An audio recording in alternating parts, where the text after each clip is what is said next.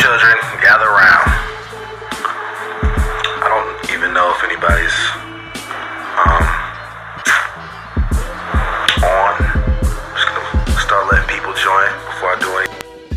I've been working on this video, Ancestry.com, face ass nigga, shalom. I've been working on this Ancestry.com, face ass nigga shit.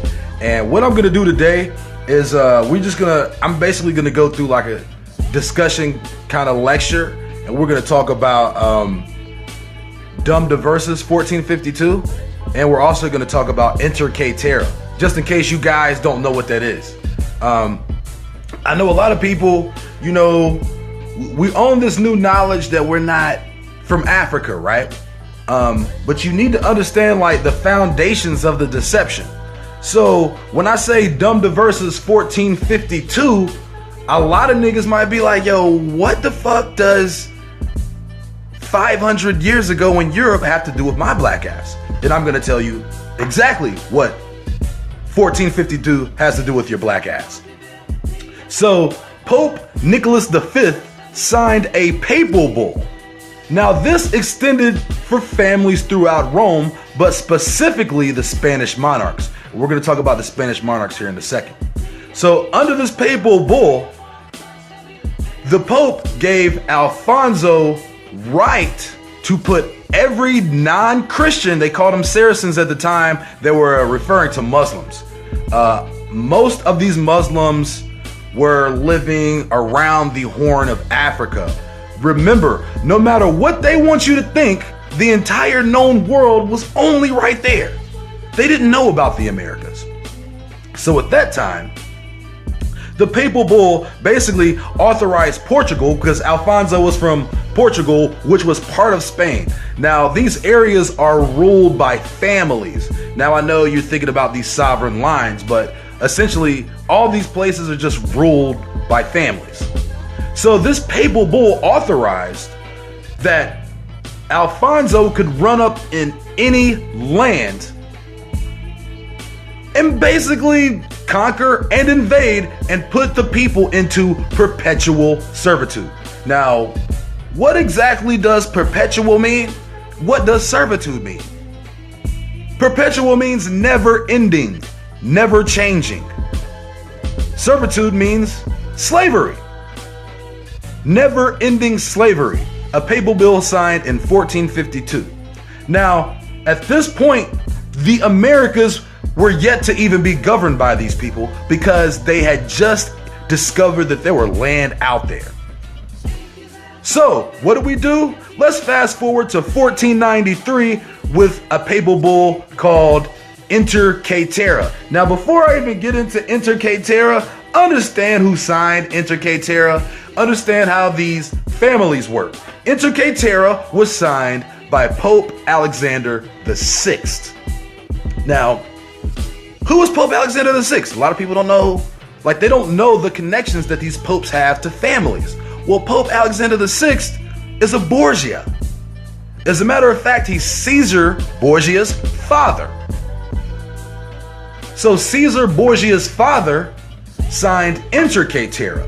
Now, Caetera gave exclusively the monarchies of Spain and Portugal all rights to the land west and south of the Cape Verde Islands. So what does that mean when you fast forward it 500 years in advance? That means that the entire continent of South America speaks either what? Spanish or Portuguese. Now, under Caetera, when Pope Alexander signed Caetera, he signed it giving the rights to Ferdinand and Isabella. So let's go a little bit deeper. Who was Ferdinand and who was Isabella? Now, Isabella basically funded Christopher Columbus's trip to the New World. But who were these people? When you think about Ferdinand, right? When you think about Ferdinand, think about the House of Aragon. You hear about all of these ruling elite families in Europe. Think about the House of Aragon. Okay, let's say, hey, I don't know Aragon. I don't know what the fuck Aragon means. What if I tell you that's the House of Barcelona? So the niggas who own Barcelona, that's the House of Aragon. and Isabella was under the House of Castile. Who was the House of Castile, you ask? The House of Castile is Madrid. So you have Barcelona and Madrid. The House of Barcelona, the House of Aragon, the House of Castile, the House of Madrid, the House of Portugal have sovereign rights under the Roman Catholic Church to rule, vade, and put into perpetual servitude all people to the west and south of the Cape Verde Islands. So I know a lot of people, and I wish I had a map right here. I do. It's just like, fuck it. I'm not grabbing that shit. So when you think about the Mediterranean and you think about the location of Europe, you have Spain and you have Portugal, which are basically connected. Then you have Italy, correct? And you have it right here in this little area where the top of the boot of Italy comes and Spain and kind of the lower end of France connects. Okay, then you have a little area called Genoa. Okay, now Genoa is where Columbus was born. Now Genoa is Italian, yet Columbus ran up under the Portuguese flag and was funded by Spain. You see where I'm going now? For example, the House of Barcelona, okay, the House of Aragon, which owns Barcelona, right? They also own Valencia, okay? So the House of Aragon, which owns Barcelona, also owns Sicily, also owns Corsica. But hold up. When you think about it, Barcelona is exclusively glued to your mind as part of what? Spain, correct? When you think about it. But Corsica is in your mind Italian. Sicily in your mind is Italian. That area around the Mediterranean, that is like, we know we call it France, and we know we call it Italy, and we know we call it Spain. You have to understand, that is the Rome coastline. When people say, hey, I'm going to the French Riviera, hey, I'm going here. I'm going to the coast of Rome. I'm going to the beach of Rome, which is anywhere in the Iberian Peninsula all the way down, and really until you get past Greece, because that's the old Ottoman Turk area, okay? So okay, I'm getting a little off base here. So all I'm meaning to say is when you're associating the New World with Rome, understand that the Pope signed a papal bull, first called Dum Diversas, then called Inter Caetera, and that not only gave the rights to Spanish families to conquer and invade and put into perpetual servitude, they gave them rights to all land west and south of the Cape Verde Islands. That's huge, because if you just go look at a map right now, anything south of Texas speaks what? Spanish. Anything south of Texas speaks what? Spanish or Portuguese. Totally. You have to think about this. Totally invaded by the conquistadors, who are essentially the same team. Like, you can call it Spain and Portugal, they're the same team, but who else is the same team? Spain, Portugal, Italy, right? The same team. Why do you think all those people kind of look alike? You know how they say, these people look alike. Why do you think those people kind of look alike? And here's here's something else. It's gonna blow your fucking mind. Those people are Jews, or what you call fake Jews, okay? Now think about that. Columbus was funded by the Roman crown as a Jew who was supposed to be getting kicked out due to the Inquisition. Really? So the church kicks Jews out and funds their trips to the New World and gives them dominion over half the world? Somebody's lying. Who lying? Columbus the Jew gets kicked out of Europe, yet funded by the Roman Catholic Church. The same people who are perpetuating this Inquisition?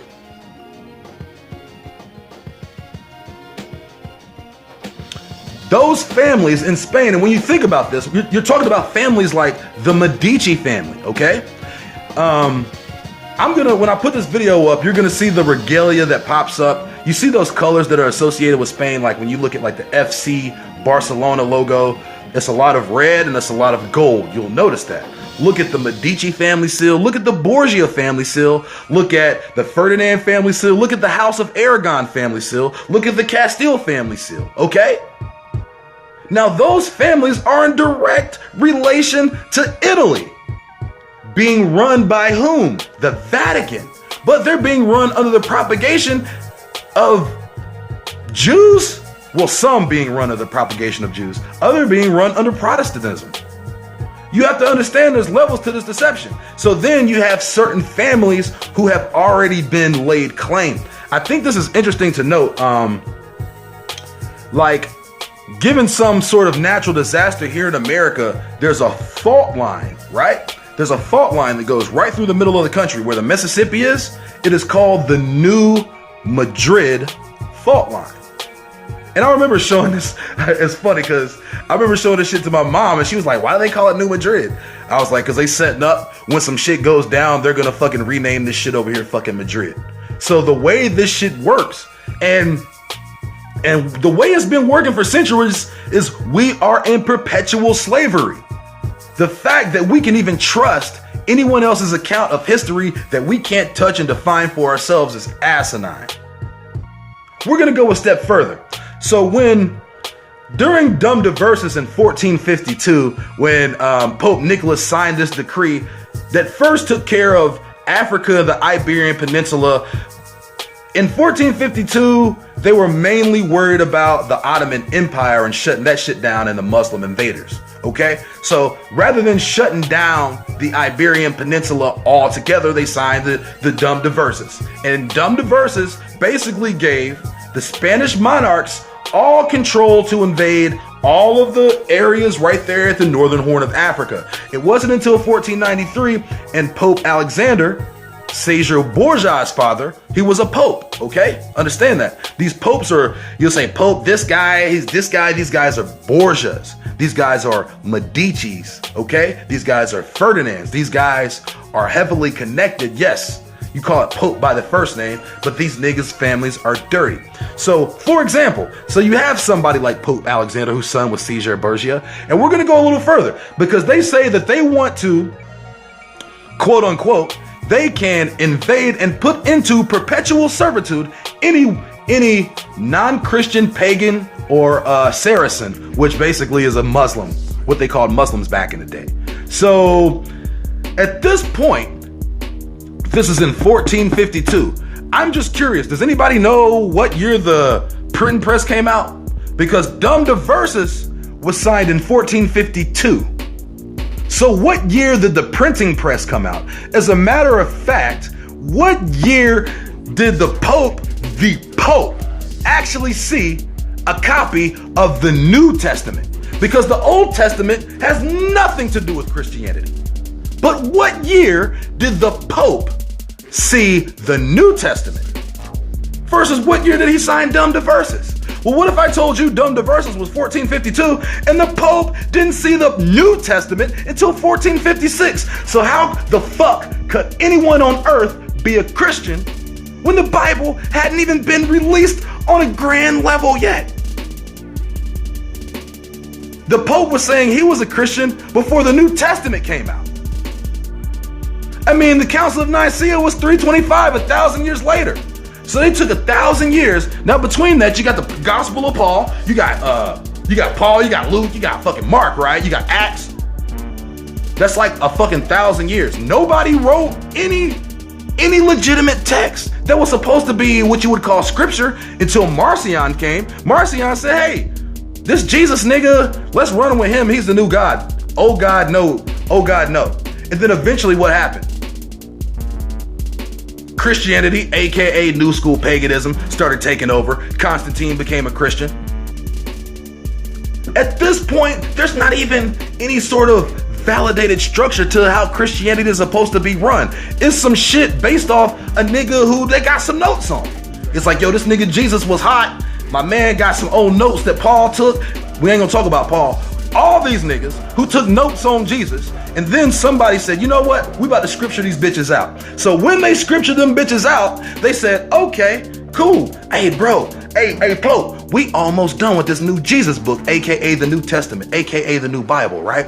well, shit, man, we about to fucking take over the world with this shit. That Jesus nigga, I got all my dopest niggas writing, you know what I'm saying? All the niggas is writing, right? So then before the shit even dropped, it's like this. The New Testament was supposed to be so hot that before it dropped, niggas was supposed to be Christians. The printing press was the Gutenberg press specifically meant to print the Bible wasn't until 1455. Dum Diversas was 1452. The New Testament, not the Old Testament, the New Testament hadn't been seen until 1456. But in 1452, they can already kill non-Christians under the guise of God.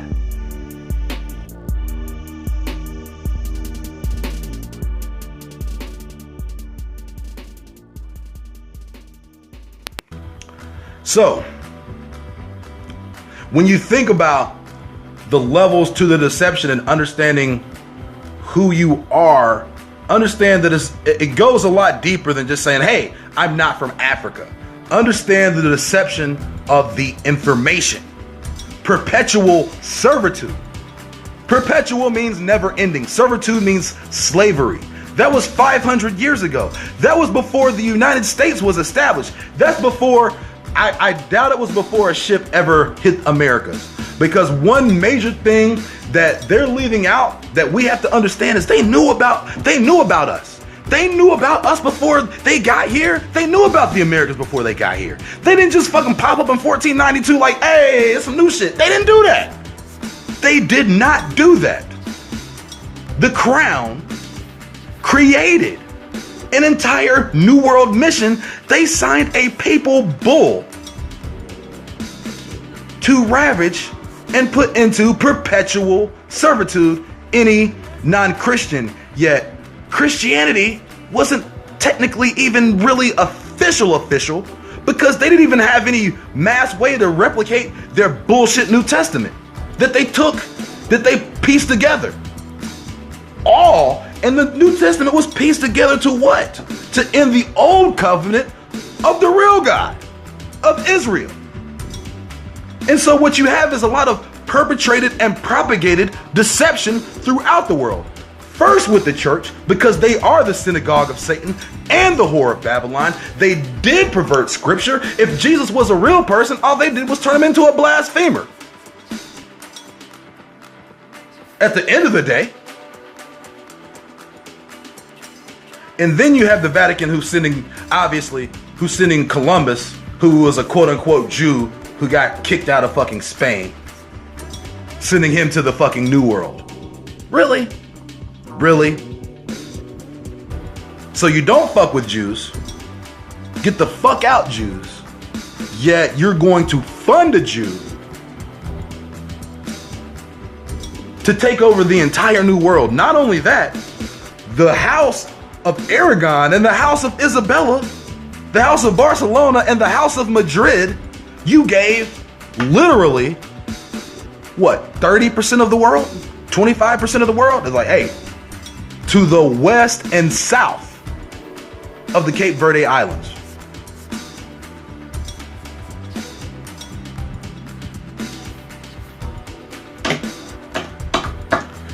All right, guys.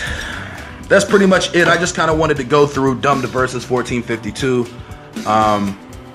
You know, I'm still working on this fakeinside.com face ass nigga video. I just wanted to let you guys know about, and we're gonna get into other things because we're talking about 500 years ago. And I haven't even talked about, most of you guys, I hope are following Martin Luther Van Lloyd because he does a good job at this. And all I'm gonna do is basically be giving you a more detailed version and breaking shit down in video form. So this is the first thing that we want to talk about. Dum Diversas 1452 basically set the precedent for Inter Caetera. Okay, so Inter Caetera under Rome sovereignty, under European snake cave rules. That's how they set up the entire manipulation of the New World and even intelligence and even knowledge. So you need to understand, if Columbus was looking for Jerusalem, He's from Genoa, which is just a few hour boat ride from what you'd call Jerusalem now, right? If Columbus was looking for Jerusalem, he wouldn't sail halfway across the motherfucking world. That's just the fucking truth. Shalom, family. I'll holler at y'all. Black History Month you find Ridiculous. why? You're going to relegate my history to a month? Oh, come on. What do you do with yours? Which month is White History Month? No, well, come on, tell me. Well, I'm Jewish. Okay, which month is Jewish History Month? There isn't one. Oh, why not? Yeah. Do you want one? No. No, I don't either. I don't want a Black History Month. Black history is American history.